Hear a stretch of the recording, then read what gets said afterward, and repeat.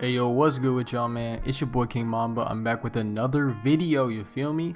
Today we're going to be talking about Kevin Porter Jr. and his story throughout his life. I feel like it's one of the most overlooked and not talked about stories in the NBA, so I'm here to tell you guys about that.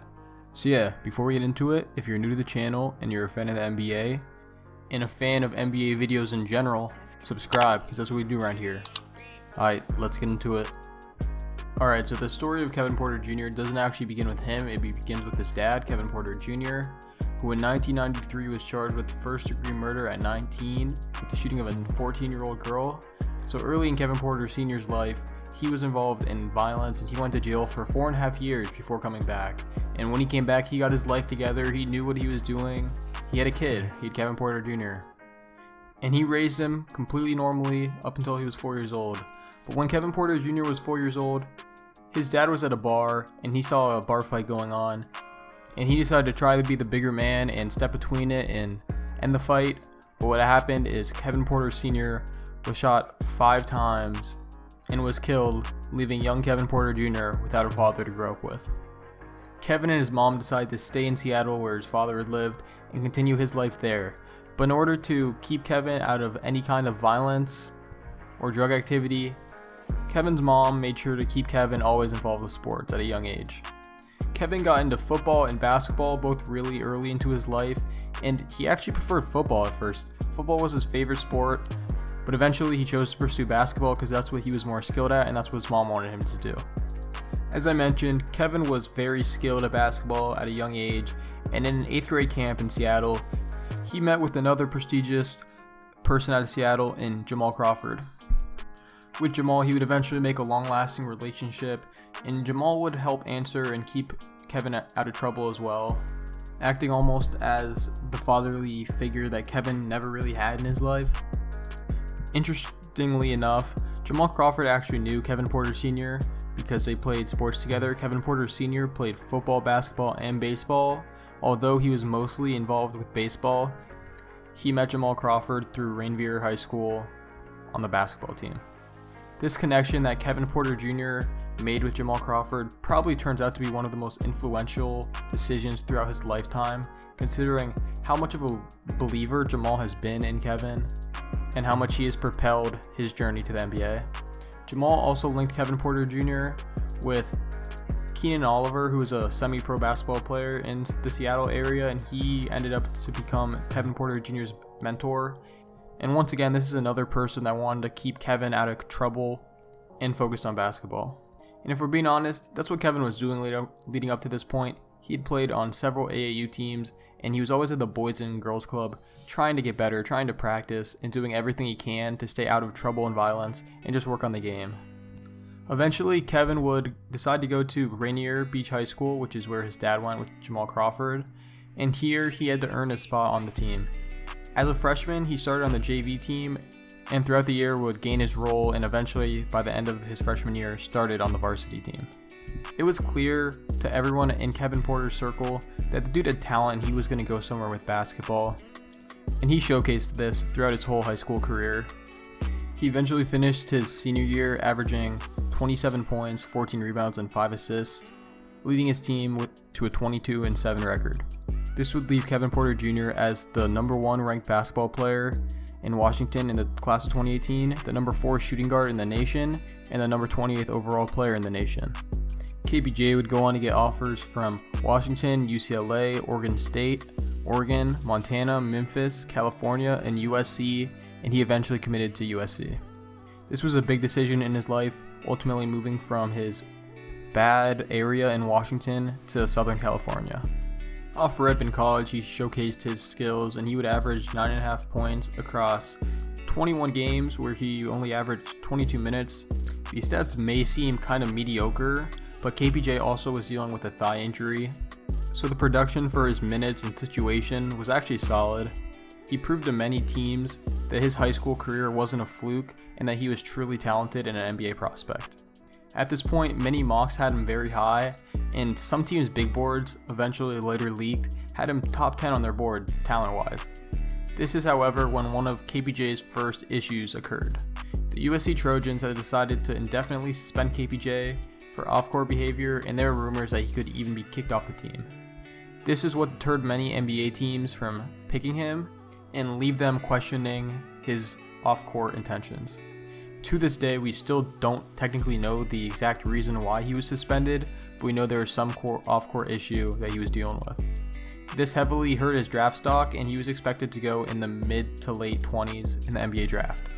During the draft, however, it seemed as if he just kept falling. At 20 went Matisse Thybulle, then Brandon Clark, Grant Williams, Darius Baisley, Ty Jerome, Nazir Little, and the Cavaliers were up to pick. Many thought that there was no way KPJ goes past this at the 26th overall pick, and personally, this is who I wanted the Cavs to pick here. But we were all wrong, and the Cavs decided to pass up on KPJ and pick Dylan Windler. From here, multiple teams also passed up on him, the Nets, Warriors, and Spurs, and it was the last pick of the first round, and KPJ was still not taken. The Bucks had originally owned this pick, and the Cavaliers felt that this player was too valuable to pass up on with this overall pick, so they traded 4 second rounders to trade up and get Kevin Porter Jr. And from KPJ's first year, things looked great. KPJ would go on to average 10 points per game, 3 rebounds per game, and 2 assists per game, and just showed to fans overall that this man is an elite scorer and has true potential in the NBA. He would go on to carry the Cavs in some games, specifically against the Miami Heat. He dropped a 30 bomb. And this indicated to most NBA fans and Cavs fans like me specifically that this man was the real deal, and he was someone that we could build our team around potentially in the future. It was clear this man had a James Harden type play style already and had limitless potential. This man's bag was so deep in his rookie year. Just imagine it down the lines. This skill set of his caused him to eventually become the fan favorite of many Cavs fans, including myself, and just left many people wondering, how good can this man really become? It seemed as if the Cavs had gotten a complete steal in Kevin Porter Jr. with the 30th overall pick, and it looked like that risk, those 4 second round picks that they traded away, were clearly worth it. Kevin Porter Jr. easily had a top 10 rookie season, and was definitely snubbed of an all-rookie team. He also debatably had a better year than the Cavs' 5th overall pick in Darius Garland, so I guess you could say the man had a pretty great rookie year. With the season being cancelled, many fans were looking forward to his progression in the next year, but things seemed kinda off because when the Cavs had their bubble, there was a lot of media being released by the team, and almost none of it included KPJ, which concerned many fans, but there was no real drama in the situation, so nobody thought much of it.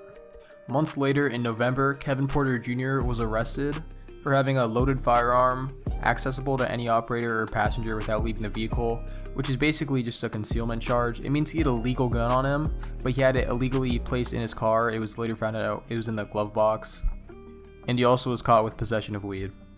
It was later found out that he was actually arrested because he was swerving and a cop just pulled him over. It turns out KPJ was not drunk while driving or anything. It was just he was very tired, so the cop wanted to check up on him. This was scary to most Cavs fans because we were all very fond of him, and this was his first real, I guess, personal issue that we had to deal with.